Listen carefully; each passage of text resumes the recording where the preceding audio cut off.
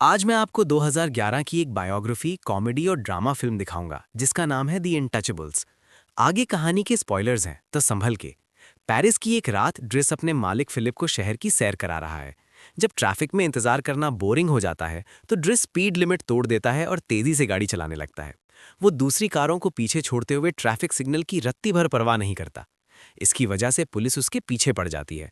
ड्रिस 100 euro की शर्त लगाता है कि वो पुलिस को छका देगा, लेकिन एक पुल के नीचे पुलिस वाले उन्हें दोनों तरफ से घेर लेते हैं।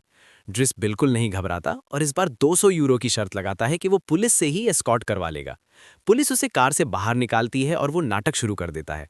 वो गुस्से में होने का नाटक करता है और कहता है कि फिलिप हिल नहीं सकते और वो उन्हें इमरजेंसी में अस्पताल ले जा रहा है। पुलिस वालों को जब डिक्की में व्हीलचेयर मिलती है तो उन्हें यकीन हो जाता है। फिलिप भी दौरे पढ़ने का जबरदस्त नाटक करता है। इसे इमरजेंसी समझते हुए पुलिस ड्रिस को माफ कर देती है और खुद रास्ता साफ करते हुए उन्हें अस्पताल तक ले जाती है। शर्त जीतने की खुशी में ड्रिस गाना बजाता है और जैसे ही पुलिस जाती है वो और फिलिप साथ में सुट्टा पीते हैं। ड्रिस वादा करता है कि वो सब संभाल लेगा और अस्पताल के स्टाफ के आने से पहले ही उन्हें वहां से ले जाता है। यह अनोखी दोस्ती कई महीने पहले शुरू हुई थी। फिलिप और उसकी असिस्टेंट मगाली नए केयरटेकर ही ने इंटरव्यू ले रहे हैं, लेकिन इंटरव्यू कुछ खास नहीं जा रहे क्योंकि सभी उम्मीदवार बहुत ही बोरिंग और रटे रटाए जवाब दे रहे हैं। तभी ड्रिस अचानक अंदर घुस आता है, अपनी बारी का इंतजार किए बिना। उसे नौकरी नहीं चाहिए, बस कागजों पर साइन चाहिए ताकि वो साबित कर सके कि उसे काम नहीं मिला और उसे बेरोजगारी भत्ता बेनिफिट्स मिल सके। वो काफी मुंहफट और थोड़ा बदतमीज है, यहाँ तक कि मगाली से फ्लर्ट भी करता है। लेकिन फिलिप को वो दिलचस्प लगता है और वो उसे अगले दिन कागजों के लिए वापस आने को कहता है। ड्रिस अपने साधारण से मोहल्ले में वापस जाता है और नहाने की कोशिश करता है, जबकि उसके छोटे भाई बहन उसे परेशान करते हैं। उसकी बड़ी बहन मीना उसकी मदद करती है, जो काफी समझदार है। अपनी माँ के आने का इंतजार करते हुए वो खिड़की से देखता है कि उसका भाई अदामा एक संदिग्ध कार से बाहर निकल रहा है। ड्रिस को शक हो जाता है कि अदामा किसी गलत काम में फंसा है। शाम को माँ आती है तो ड्रिस उन्हें एक चुराया हुआ कीमती अंडा, फैबरजे एग, गिफ्ट करता है। माँ उसे देखकर खुश नहीं होती क्योंकि वो 6 महीने से गायब था। वो उसे घर से निकाल देती हैं और वापस ना आने को कहती हैं। ड्रिस अपनी रात दोस्तों के साथ बाहर बिताता है। अगले दिन ड्रिस फिलिप के घर जाता है। हाउसकीपर इवॉन उसे पूरा घर दिखाती है और फिलिप के रूटीन के बारे में बताती है। वो उसे उसका कमरा भी दिखाती है, जिसका अपना आलीशान बाथरूम है। ड्रिस उस बाथटब को देखता रह जाता है। फिर फिलिप उसे 1 महीने के ट्रायल पर नौकरी का ऑफर देता है। फिलिप शर्त लगाता है कि ड्रिस 2 हफ्ते भी नहीं टिक पाएगा। अब ड्रिस को सिखाया जाता है कि फिलिप की देखभाल कैसे करनी है। उसे सीखना होता है कि फिलिप के पैरों की मालिश कैसे करनी है, उन्हें व्हीलचेयर पर कैसे बिठाना है और उन्हें नहलाने में मदद कैसे करनी है। मामला तब अजीब हो जाता है जब ड्रिस को पता चलता है कि उसे फिलिप को स्टॉकिंग्स पहनानी पड़ेंगी और उसका बाथरूम भी साफ करना होगा। वो बहुत नखरे करता है, पर आखिर में काम मान ही लेता है। बाद में ड्रिस फिलिप की बेटी एलिसा और उसके बॉयफ्रेंड को छत पर रोमांस करते पकड़ लेता है और उन्हें वहां से भगा देता है। धीरे धीरे ड्रिस काम में सेट हो जाता है। हालांकि शुरू में वो कुछ गलतियां भी करता है, जैसे फिलिप के कान पर फोन लगाने के बजाय उसे पकड़ा देना। वो फिलिप की चिट्ठियां भी छांटने लगता है। फिलिप के पास कुछ प्राइवेट लेटर्स हैं जिन्हें वो किसी को छूने नहीं देता। ड्रिस को कुछ एस्कॉर्ट्स के विज्ञापन मिलते हैं जिन्हें फेंकने के बजाय वो एक स्पेशल फोल्डर में रख लेता है। जिंदगी अब सिर्फ काम नहीं रही। ड्रिस अभी भी मैगली को पटाने की कोशिश में लगा है और कभी-कभी अपने लिए एस्कॉर्ट्स भी बुला लेता है। एक सुबह यवॉन को ड्रिस के बैग में हथियार मिलते हैं। वो अभी कुछ कहती तो नहीं, पर उस पर नज़र ज़रूर रखने लगती है। एक दिन फिलिप को कहीं ले जाना होता है, पर ड्रिस उसे किसी वैन में सामान की तरह ले जाने से मना कर देता है। वो गैराज से एक महंगी स्पोर्ट्स कार निकालता है। फिलिप पहले थोड़ा हिचकिचाता है, पर जल्द ही उसे तेज़ रफ्तार का मज़ा आने लगता है। बाहर निकलते वक्त एक पड़ोसी ने फिर से उनके रास्ते में गाड़ी खड़ी कर दी है। ड्रिस बिना कोई टाइम वेस्ट किए उस आदमी को कॉलर से पकड़कर बाहर खींचता है और उसे गाड़ी हटाने पर मजबूर कर देता है। फिलिप को ड्रिस का ये बेखौफ अंदाज बहुत पसंद आता है। वो दोनों एक म्यूजियम जाते हैं, जहां फिलिप एक ऐसी पेंटिंग पर लाखों लुटाने को तैयार है जो ड्रिस की नज़र में सिर्फ एक लाल धब्बा है। बाद में फिलिप का एक रिश्तेदार उसे चेतावनी देता है कि ड्रिस का क्रिमिनल रिकॉर्ड है और वो खतरनाक हो सकता है, पर फिलिप को इसकी परवाह नहीं है। उसे ड्रिस इसलिए पसंद है क्योंकि वो उस पर तरस नहीं खाता और उसे एक नॉर्मल इंसान की तरह ट्रीट करता है। मैगली को इम्प्रेस करने की एक और नाकाम कोशिश के बाद ड्रिस यवॉन के साथ डिनर करता है और फिलिप को एक लेटर लिखवाते हुए सुनता है। युवॉन राज खोलती है कि फिलिप की एक पेन पैल यानी चिट्ठी वाली दोस्त है जिसका नाम एलिनोर है। वो महीनों से बातें कर रहे हैं पर कभी मिले नहीं। उनका रिश्ता सिर्फ खतों तक ही सीमित है। ड्रिस ये भी नोटिस करता है कि माली का यवॉन पर क्रश है और वो उसे चिढ़ाता है। रात को बेबी मॉनिटर से अजीब आवाजें आती हैं। फिलिप को सांस लेने में तकलीफ हो रही है। ड्रिस तुरंत उसके पास जाता है और उसे बड़े प्यार से संभालता है। फिलिप थोड़ी देर बाद जाग जाता है और उसे घुटन महसूस होती है। ड्रिस देर नहीं करता। वो फिलिप को कंबल में लपेटता है और उसे रात के सन्नाटे में पेरिस की सैर पर ले जाता है। सालों बाद फिलिप ने रात में पेरिस देखा है। वो ड्रिस को अपने फैंटम पेन के बारे में बताता है। वो ये भी मानता है कि वो किसी औरत को शारीरिक सुख नहीं दे सकता, पर उसके कान जैसे कुछ हिस्से अभी भी काफी सेंसिटिव हैं। 6:13 दर्द कम करने के लिए ड्रिस फिलिप के साथ एक जॉइंट शेयर करता है, जिससे फिलिप को बहुत राहत मिलती है। 6:20 फिर वो एक ढाबे पर जाते हैं जहां फिलिप अपनी दुख भली कहानी सुनाता है। 6:26 उसकी पत्नी के 5 मिसकैरेज हुए और फिर उसे एक लाइलाज बीमारी हो गई। उसी दौरान उन्होंने एलिसा को गोद लिया था। 6:35 फिलिप को खतरों से खेलने का शौक था। एक बार खराब मौसम में पैराग्लाइडिंग करते वक्त उसका एक्सीडेंट हो गया और उसकी रीढ़ की हड्डी टूट गई। पर वो कहता है कि उसका असली अपाहिजपन ये कुर्सी नहीं, बल्कि अपनी पत्नी के बिना जीना है। 6:49 हंसी मजाक के बाद फिलिप को एहसास होता है कि ड्रिस का 1 महीना पूरा हो गया है। अब वो पक्की नौकरी पर है। 6:56 पर फिलिप की एक शर्त है। उसे वो चोरी किया हुआ कीमती अंडा वापस चाहिए। वो उसकी पत्नी का आखिरी गिफ्ट था।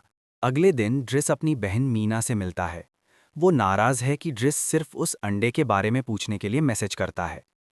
7:16 फिर वो अदामा से मिलता है जो ड्रग्स के साथ पकड़ा गया है। 7:21 ड्रिस उसे समझाने की कोशिश करता है, पर अदामा उसकी बात अनसुनी कर देता है। 7:27 घर पर ड्रिस फिलिप को वही पुरानी बोरिंग शायरी वाला लेटर लिखते हुए देखता है। ड्रिस कहता है कि ये सब बंद करो और उसे सीधा फ़ोन लगाओ। उसे यकीन नहीं होता कि ये दोनों 6 महीने से बिना फ़ोटो देखे बात कर रहे हैं। 7:40 ड्रिस नंबर ढूंढकर ज़बरदस्ती फिलिप की बात एलिनोर से करवा देता है। 7:48 उनकी बातचीत बहुत अच्छी रहती है और अब वो अक्सर फ़ोन पर बात करने लगते हैं। 7:52 ड्रिस फिलिप को ओपेरा भी ले जाता है, जहां वो अजीबोगरीब कॉस्ट्यूम्स देखकर अपनी हंसी नहीं रोक पाता। 7:57 अगले दिन ड्रिस फिलिप को एलेनोर के साथ फ़ोटो एक्सचेंज करने के लिए मना लेता है। बाद में एलिसा ड्रिस के कमरे में आकर बदतमीजी करती है और उसकी पेंटिंग का मजाक उड़ाती है। ड्रिस उसे बाहर निकाल देता है। उसे पता चलता है कि फिलिप अपनी व्हीलचेयर वाली फ़ोटो के बजाय अपनी पुरानी फ़ोटो भेजने की कोशिश कर रहा है। यवॉन उस पुरानी फ़ोटो को छुपा देती है। ड्रिस फिलिप को समझाता है कि उसे अपनी बेटी को थोड़ा अनुशासन सिखाना चाहिए। 8:25 फिलिप मान जाता है, पर वो इस बात से ज़्यादा हैरान है कि ड्रिस पेंटिंग करने लगा है। वक्त के साथ उनकी दोस्ती और गहरी हो जाती है। 8:35 ड्रिस उसे बर्फ में खेलने ले जाता है, उसके साथ रनिंग करता है और फिलिप ड्रिस को उसका पहला सूट दिलवाता है। 8:44 ड्रिस अपनी पेंटिंग मैगली को दिखाता है और उसे किस करने की कोशिश करता है, जिस पर उसे एक जोरदार थप्पड़ पड़ता है। लेकिन फिलिप को वो पेंटिंग पसंद आती है और वो उसे बेचने का वादा करता है। 8:53 दोनों अब साथ में खूब एंजॉय करते हैं, तेज कारें चलाना, नशा करना और यहाँ तक कि साथ में मसाज लेना। फिर आता है फिलिप का जन्मदिन, जिससे उसे सख्त नफरत है। हर साल वही बोरिंग पार्टी होती है जहां रिश्तेदार सिर्फ ये देखने आते हैं कि वो अभी तक जिंदा है या नहीं। फिलिप को लगता है कि ये दिन भी बहुत बोरिंग होगा। पार्टी में जब सब क्लासिकल म्यूजिक सुन रहे होते हैं, ड्रिस देखता है कि एलिसा रो रही है। उसके बॉयफ्रेंड बास्तियन में उसे धोखा दिया है। ड्रिस थोड़े पैसे लेकर उस लड़के को सबक सिखाने के लिए तैयार हो जाता है। इसी बीच फिलिप ड्रिस की पेंटिंग को अपने एक रिश्तेदार को 11,000 यूरो में बेच देता है। ड्रिस को पता चलता है कि मैगली का रिश्ता टूटने वाला है, जिससे उसे थोड़ी उम्मीद जागती है। पार्टी खत्म होने को है और फिलिप ड्रिस को क्लासिकल म्यूजिक का मतलब समझाने की कोशिश करता है, पर ड्रिस का मजाक जारी रहता है। आखिर में ड्रिस अपना गाना बूगी वंडरलैंड चलाता है और डांस फ्लोर पर आग लगा देता है। उसका डांस देखकर पूरी बोरिंग पार्टी झूमने लगती है। फिलिप को ये सब देखकर बहुत खुशी होती है। बाद में ड्रिस एलेनोर का नया खत पढ़ता है। 10:10 उसने अपनी फ़ोटो भेजी है। वो बहुत खूबसूरत है और अगले हफ्ते फिलिप से पेरिस में मिलना चाहती है। 10:15 डेट वाले दिन ड्रिस और युगॉन मिलकर फिलिप को तैयार करते हैं। 10:21 जब फिलिप डेट पर होता है, ड्रेस बास्तियन को पकड़ता है और उसे डरा धमकाकर एलिसा से माफ़ी मंगवाने और उसके लिए रोज़ नाश्ता लाने को राज़ी कर लेता है। 10:32 उधर रेस्टोरेंट में फिलिप एलेनोर का इंतज़ार कर रहा है, पर वो काफ़ी लेट है। 10:41 1 घंटे इंतज़ार के बाद फिलिप घबरा जाता है और वहाँ से निकल जाता है, ठीक उसी वक्त जब एलेनोर वहाँ पहुँचती है। 10:49 उसी रात फिलिप ड्रिस को अपने प्राइवेट प्लेन में ले जाता है और उसे पेंटिंग के पैसे देता है। ड्रिस की खुशी का ठिकाना नहीं रहता। 10:56 अगली सुबह वो पैराग्लाइडिंग करने जाते हैं। ड्रिस शुरू में बहुत डरा होता है, पर बाद में उसे इसमें बहुत मज़ा आता है। 11:07 वापस आने पर ड्रिस देखता है कि अदामा वहाँ खड़ा है और उसका चेहरा जख्मी है। अदामा कुछ नहीं बताता।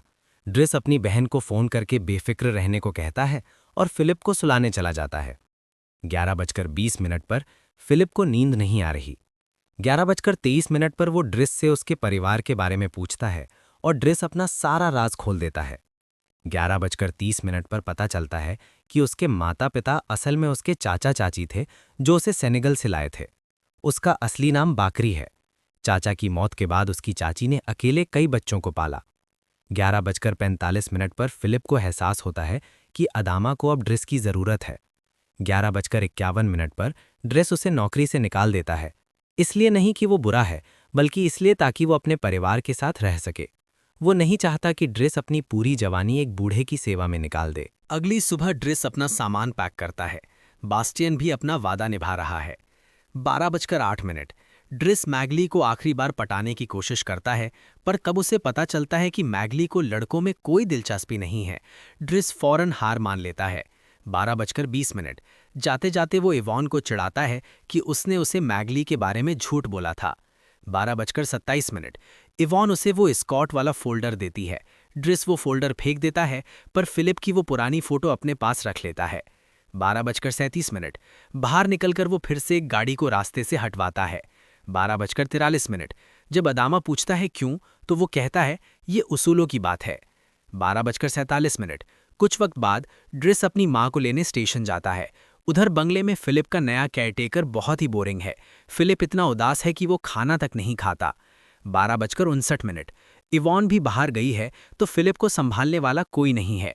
ड्रिस अपनी पुरानी बस्ती में वापस आ गया है। वो वहाँ के गुंडों को समझा देता है कि अब वो अदामा को परेशान न करें। वो एक ड्राइवर की नौकरी के लिए इंटरव्यू देता है और फिलिप से सीखी हुई बातों का इस्तेमाल करके नौकरी पा लेता है। उसे काम मिल जाता है, पर उधर फिलिप की हालत बिगड़ती जा रही है। एक रात जब फिलिप को बहुत दर्द होता है, तो इवॉन घबराकर ड्रिस को फ़ोन करती है। यहीं से फिल्म का वो शुरुआती सीन शुरू होता है, पुलिस का पीछा करना और हॉस्पिटल वाला नाटक। इस एडवेंचर के बाद ड्रिस फिलिप को समंदर किनारे ले जाता है, जहां उसे शांति मिलती है। ड्रिस फिलिप की शेविंग करता है और उसे एक रेस्टोरेंट ले जाता है, पर वो खुद वहां नहीं रुकता। वो फिलिप को उसका कीमती अंडा लौटा देता है और उसे गुड लक कहकर चला जाता है। फिलिप घबराया हुआ है, तभी उसकी डेट एलेनोर अंदर आती है। वो फिलिप को देखकर बहुत खुश होती है और उसे उसकी व्हीलचेयर से कोई दिक्कत नहीं है।